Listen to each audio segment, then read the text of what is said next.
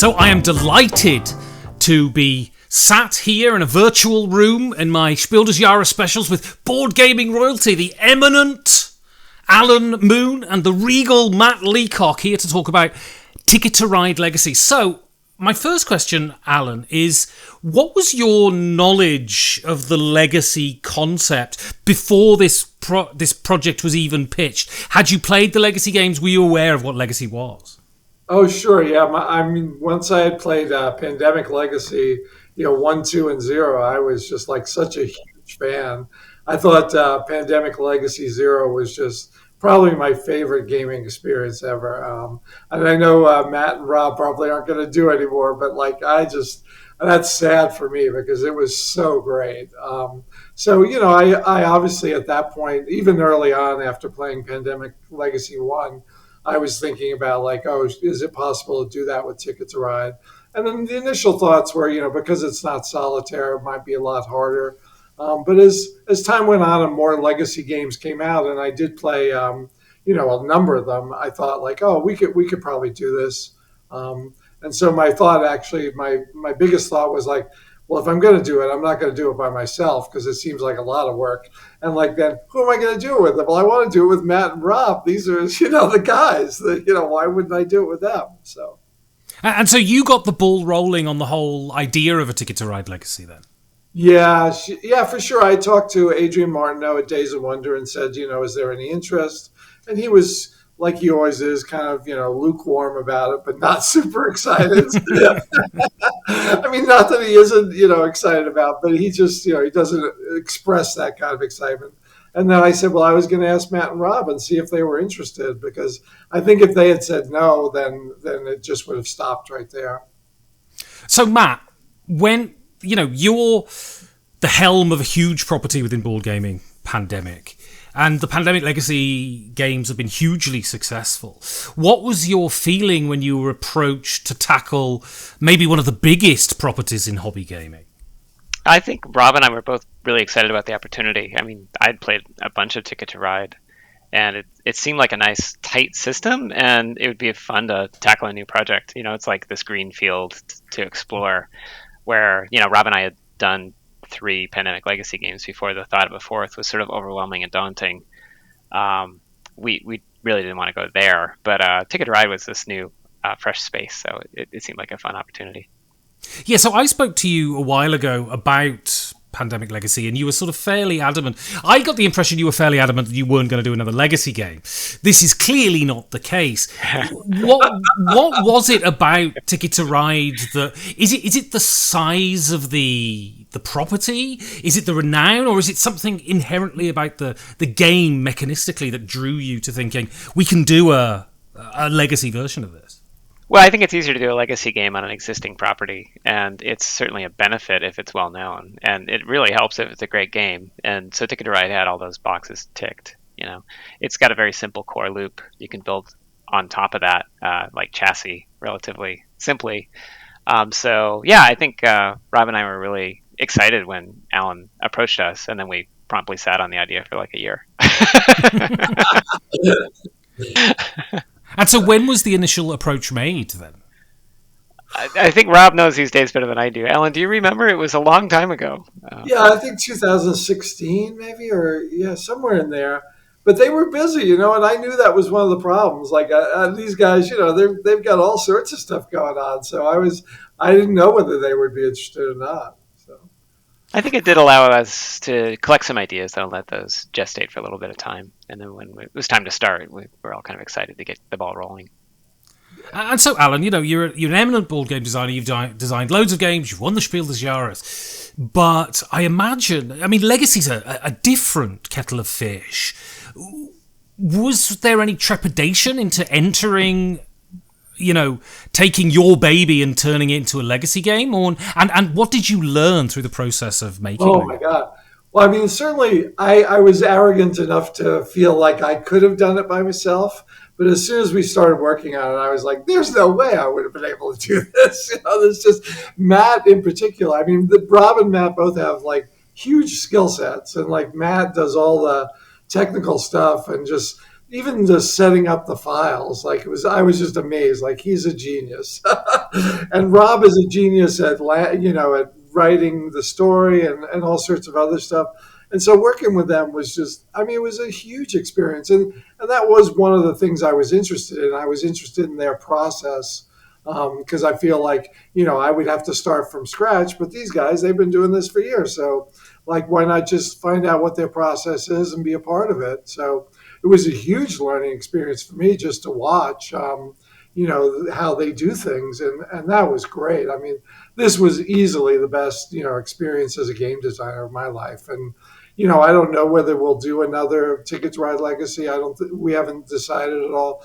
But I sort of have mixed feelings about it. Like I would love to do it, sort of because it was such a great process and fun. But on the other hand, I don't know. It was so much work. It's sort of daunting to think about. I don't know how Matt thinks about it. So, Matt, it's interesting. When Pandemic Legacy came out, the partnership seemed very logical. You're the Pandemic guy, Rob is the Legacy guy. Is it strange to you that you've become synonymous not only with Pandemic, but also with the Legacy idea too? Yeah, I feel like I've been kind of riding on Rob's coattails there because he's the legacy guy for sure. But we've had a partnership for like 10 years now. We've kind of developed a process that works really well and is really enjoyable. And we both bring sort of our own complementary skill sets, and it's been fun to be able to like use that knowledge and kind of apply it to different domains. So I'll take it. I'm happy with it. But I think most of the credit goes to Rob there.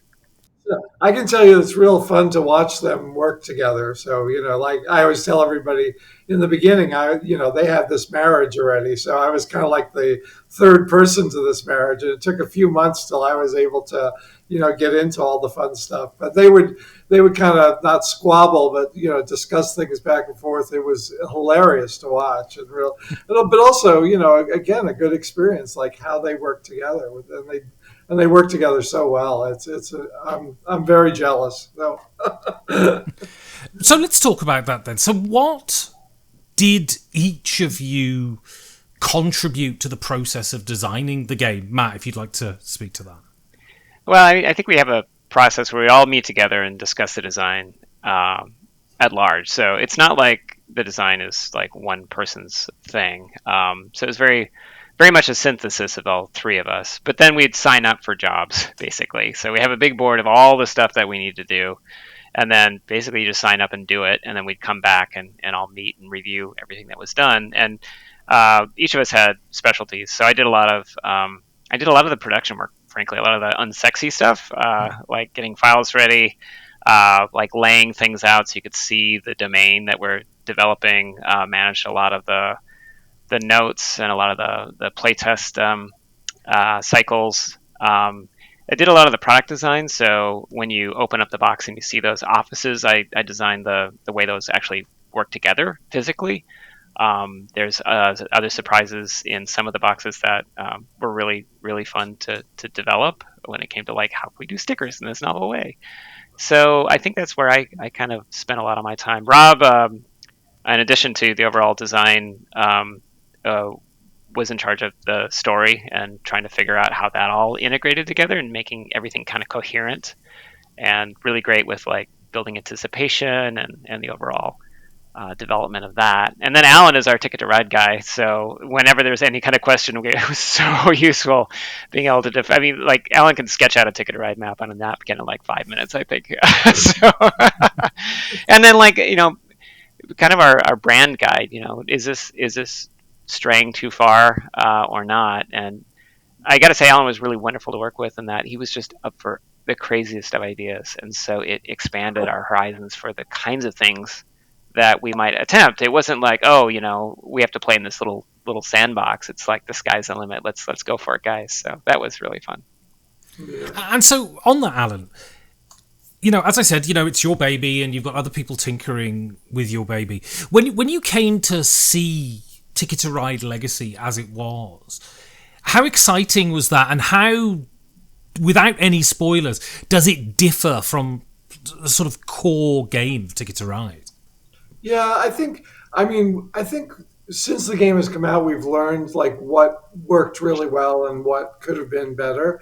But like when we were designing it, I mean, we spent the first year just talking about ideas, the three of us, and that was super fun. I mean, we'd get together once a week and just brainstorm about like what could we do, what potentially, and there was so many great ideas. And then when we started talking seriously, like, okay, well, how are we going to start? We all sort of tried to start slowly and then see what worked. But the playtesting was huge. I mean, it's because there were definitely things that didn't work. What I found interesting about the process was sometimes because there were three of us, two of us would really be in favor of something and one person would be against it. And we generally try as much as we could. I think it was most often. Me and Matt against Rob a lot of the time because but he was, and there was a really basic fundamental part of the game where we decided to do a non-linear board where the board could come out in different ways. And that was Rob. Rob was really pushing for that. And Matt and I were both worried about it for any number of reasons. Like, oh, well, what about this and this? But like Rob said, no, we should really go with this. So when we play tested that, I think the first time we play tested, I was like, okay, he's right. We got to do that, because it's something really different. And I think for me, that was a big breakthrough in the game. Like we can do this. It did cause lots of, potential problems that we had to solve, but, we were able to do that. And that was just such an interesting process for me. I loved it. And, every time I certainly had some proposals that Rob and Matt were not crazy about because they got too wild. But that's okay. I think in the end, what we did was great. And there's so many other ideas that we could have used. I mean, that's the amazing part. I'll say those proposals were important, Alan, because they opened the window even wider. So we were able Yeah. to consider much more dramatic ideas, just given Yeah. the And I dimension. think, like looking back at it now, it's so easy to say, oh, we could have done this and this, or we should have done this and that. But I've played the whole campaign three times and I'm about to start another one. And it's fun. I mean, I enjoy it. And I don't play my games a lot after they get published usually. I just, there are lots of my games that I've never played the published version because it's, it becomes work. And it's not that I'm not proud of it or something, but it's work. So, but I love playing this game. It's just really fun. I'll say that the same is true for me. I have not played any of the Pandemic Legacies, and many of my other products have come out, and they rarely get on the table. But I'm almost done with the second campaign of this, and it's really enjoyable being able to play your own product. It So, is. so why then? Why is because I've played all the Pandemic Legacies, and without blowing smoke where smoke shouldn't be blown, I mean they're all fantastic. Especially Season Zero, I think is one of the, as Alan said, it's one of the greatest gaming experiences I've ever had. What is it about this one then that encourages you to sit down and play your own work without going crazy? For me personally, it's competitive, so I feel like I can just go for it. It's not like I have all this. I mean, I have some knowledge of where it's going, and so my competitors all feel like they're playing for second because I'm going to win. Probably going to win. It's been tight, but I'm pretty good at this after testing it so much. But yeah, I just feel like I can just go for it in a way that with the pandemic stuff, there's secret information, and I don't know. I don't want to be that completely dominant player. So I think that is one element. And for you, Alan, what brings you playing this one? I certainly haven't won any of the games I've played, so I don't know. I don't know if it says more about me or you or my opponents. But Well, I think I'm always trying something different because I know some of the things that are coming, obviously, and I try it. But one of the things that's really enjoyable for me is just to see how delighted people are when they play the game and they open every box and it's really fun. And so I just sit back and because I'm more interested in what works and what doesn't work and watching them. And they just have. I played with a 12-year-old boy last year, and he had like the best time imaginable. It was so fun to play with him, and he didn't play very well, but it didn't matter. It was just such a fun experience, and I don't know. That's been great. My wife, she's Janet. She's happy to play it again, and she's not a big gamer, but she plays, and she won one of the games, and she was just so thrilled to win. It was great. So I'm happy to have that experience over and over. It's fun. So what is the biggest challenge in designing a legacy game? I'm sure there are many challenges. I'm sure it's a very labyrinthine, very intense process. But what's the biggest challenge to making something satisfying and coherent? I think scale is probably the best word for it. It's just it's a very large project. It's not designing one game in a sense. In this case, it was more like designing 12. And so when you do need to play test all of that, and your prototypes are essentially disposable, and it takes a day and a half to make one of them, and you're doing dozens of them, it really just adds up. It's a lot of like physical labor, and then while you're doing all of that, you really want there's a massive potential for the product because it's a huge toolbox, and in this case, it's such a well-known brand. The stakes are really high, so it's like running a marathon. You just have to have a lot of stamina, and keep your eye on the quality, and just do a tremendous amount of work. So I would say scale is probably the biggest problem for me. Yeah, I mean, I would say I was just continually worried about like, are we going to screw something up? And like the game's going to come out and there's going to be, a problem that just makes it hard to play. And that was my biggest fear. Like I just wanted, there's always going to be some little issues and questions, but like if there was anything major that had prevented people from really playing it and enjoying it, that was my fear during the whole process. Other than that, I was having a great time designing it and playing it, but it was a huge amount of work when we got to play testing, and that was something I hadn't really anticipated. Matt and Rob had the experience, with Pandemic, but just one play test through of Legacy, we're talking like 20 hours of video that we have to watch and go through and make notes, and that was over and over. That was a lot of work. Not the most fun work as a game designer. Yeah. And so how did you do playtesting? What was the logistics of it? Because you're not in the same place, right? So how do you do that? Oh, well, I guess there's a combination. So early on, we do some testing in person with the people playing it at conventions. So I think we probably tested at Board Game Geek. But it's hard to get the three of us all together at the same time because we're in three different places, obviously. But Rob and I have done a lot of remote testing in the past, and that works really well. Because sitting in the same room with someone for like 12 to 20 hours is just a natural experience. And when you're in the room with people, you color the experience tremendously. So we would send out prototypes and then ask people to videotape themselves on their phone or tablet and then post the video. And that scales much better. You can go back and review things. You're not in the room. You can use time codes to mark behaviors and really just study things and get a lot more data. But it does mean that you're building prototypes and mailing them and watching lots of video. But I think that's really the best way to do these. Yeah, I mean, to be more specific, Ben, we would each make a prototype and send it out. So we'd have three groups play testing at the same time. And Matt did a lot of, we printed some of the stuff, the cards and things, but, we also had to print some of it ourselves and, put it all together. And it was a lot of work. Like Matt said, it was a day and a half of, work just to get that prototype together. And then, it's a one-time use, and the next time you got to do it again. So let's talk now. Let's move on to the award. So I've asked everyone this. I've interviewed a few people about these upcoming awards. So did you watch the stream? Were you there on tenterhooks waiting to see? And also, was there any expectation that you would be nominated, Matt?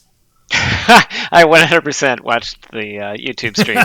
I got up we were at an Airbnb rental, and I streamed it from my phone onto the TV. I woke up my wife when Ticket to Ride Legacy made the short list because I gasped so loud. She's like, "What's going on?" So yeah, I mean, I had my fingers crossed, and I tried not to think about it too much. I set aside that morning to watch, but you don't want to jinx it, so I tried not to be too expectant. And Alan? Well, I did not know there was a live stream. Right. or I probably would have watched. And I'm glad I know, because now I know that there's one on the 21st too. So I definitely will be watching that. I it's interesting. I don't know, the award. I sort of hadn't thought about the award until it was announced, and so I really hadn't thought about it. Like last year, I certainly was thinking like, oh, I wonder if this has any kind of chance. But coming into this year, I had sort of been distracted by other things, so I wasn't really thinking about it. But yeah, I mean, it's great. I hope we win, but if we don't, that's okay. It's enough to have been nominated, so it's a big deal. It's really hard. People have, when you read BGG, people have so many ideas about what the jury is and what they do and how they do it. I can tell you that none of that is relevant. The only thing I would say I believe is relevant is that if a game is doing well in terms of sales already, that it has a better chance of winning. Because the jury cares about not just about the sales, but they care about, like, they want to pick the game that's the most popular game. That's what they want to do. So I don't know where that leaves Ticket to Ride Legacy or Daybreak even. I don't know, relatively how they look at it. But what I've seen over the last 5 years is they've nominated a bunch of legacy games, and I believe they want a legacy game to win eventually. So maybe this is the year. So you're both Spiel des Jahres winners. You both have the trophy. How important? So there are business reasons why winning a Spiel des Jahres is significant, but I want to take that sort of grubby financial consideration away when I ask this question. How important is it for you as artists and creators to win an award like this, Matt? Well, I think it's just been such a recognized award for so long. Like when I started getting into the hobby and seeing Catan, and it was associated with that award, it was like this gauntlet to kind of reach for, right? And it's just carried with me all this time. So it does feel like kind of like winning a gaming Oscar. So it's always been something that I've been excited about. And having gone to the ceremony now like 5 times, I think they do a great job of building anticipation, and the community there is really wonderful. So even just going to Berlin is going to be such a treat. So yeah, I really get into it. I think it's a delight to be like nominated, and then to just participate in that culture is just a lot of fun for me. So it's something I look forward to. And Alan? Yeah, I mean, it's special. The 2 times where I won, it was just an incredibly special occasion in Berlin, and then Essen is really special too, because you're sort of king at the Essen for king for a day or few days. So it's great. I mean, it feels really good, and I think there's so many game designers, and it's just I wish they could all have the experience of winning, but obviously very few of them ever will. So I think it sort of separates how you are seen within the community. Like you're an SDJ winner. I mean, I just think it has so much prestige. Excellent. And just finally, to wrap up, and either one of you can choose to answer this question. If people watching this are thinking, should I give Ticket to Ride Legacy a go? Why do you think they should? I would say it's an excuse to spend a lot of quality time with your friends and family, if nothing else. I found it to be a really exciting game. It's full of lots of tension, and I think that's the secret to the game. That it's pretty tense, and then you develop a story as you play, but ultimately you're spending a lot of great quality time with your friends and family as you're doing it. Excellent. Well, Alan Moon, thank you very much. Thanks, Ben. And Matt Leacock, thank you very much. Thanks.